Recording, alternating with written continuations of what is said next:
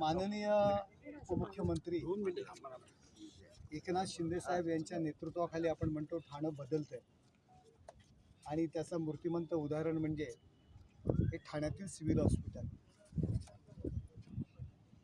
या सिव्हिल हॉस्पिटलचा उपयोग फक्त ठाणे शहरापुरता नसून या ठाणे शहराच्या लगत असलेली शहापूर असेल, वाडा असेल, अगदी मुरबाड असेल, त्याचबरोबर अगदी रायगड जिल्हा असेल, पालघर असेल, वसई असेल, या सर्व ठिकाणावरचे रुग्ण, गोरगरीब आदिवासी ग्रामीण भागातील रुग्ण या सिव्हिल हॉस्पिटलमध्ये येत होता. आणि एकंदर येणारे रुग्ण आणि सिव्हिल हॉस्पिटलची पात्रता, कॅपॅसिटी फार कमी होती. एकनाथ शिंदे साहेबांच्या माध्यमातून त्यांनी केलेल्या प्रयत्नांमुळे आज 900 बेडचं अद्ययावत असं रुग्णालय, गोरगरिबांकरता हे रुग्णालय या ठिकाणी उभं राहते. आपण पाहतोय बाजूला नर्सिंग कॉलेजचं काम सुरू आहे.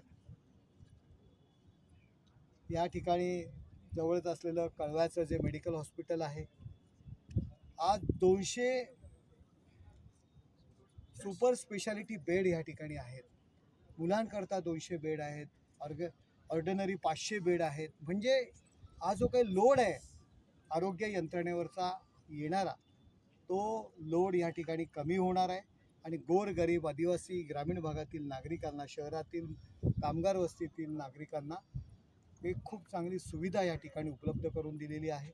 अद्ययावत मशिनरी, अद्ययावत मग कॅन्सर असेल, हार्ट्स असेल, किडनी असेल, हे सगळे उपचार या ठिकाणी होणार आहेत. आणि आपण पाहतो एअर ॲम्ब्युलन्स करता हेलिपॅडची सोयसुद्धा या ठिकाणी आपण केलेली आहे.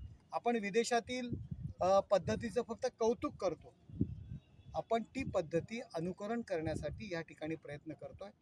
आज एअर ॲम्ब्युलन्सची व्यवस्था या ठिकाणी होते.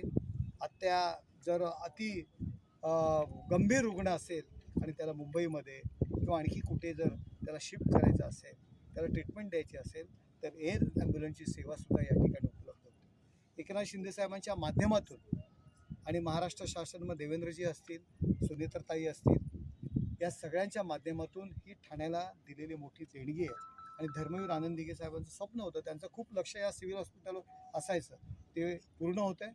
थोड्याच दिवसात या हॉस्पिटलचं ओपनिंग, उद्घाटन या ठिकाणी होणार आहे. आणि त्याकरता जी काही इसेन्शियल्स कामं आहेत, छोटी मोठी कामं आहेत, आजूबाजूचा परिसर असेल, छोट्या मोठ्या काही गोष्टी राहिलेल्या आहेत, हे पाहण्याकरता शिंदेसाहेबांच्या आदेशानुसार आणि स्थानिक नगरसेवक आमचे सुधीर कोकाटे असतील, पवन कदम असतील, यांच्या सूचनेनुसार मग महापौर शर्मिलताई पिंपळकर, सभागृह नेते हनुमंत जगदाळे, आमचे हेमंत पवार, आम्ही सर्व मंडळी या ठिकाणी व्हिजिट करण्याकरता आलेलो आहोत. छोट्याफार काही कमतरता असतील तर पूर्ण करण्याच्या दृष्टीने आमचे कैलास पवार सिव्हिल सर्जन आहेत, महानगरपालिकेचे अधिकारी आहेत आणि ह्याकरता आम्ही ही व्हिजिट ठेवलेली.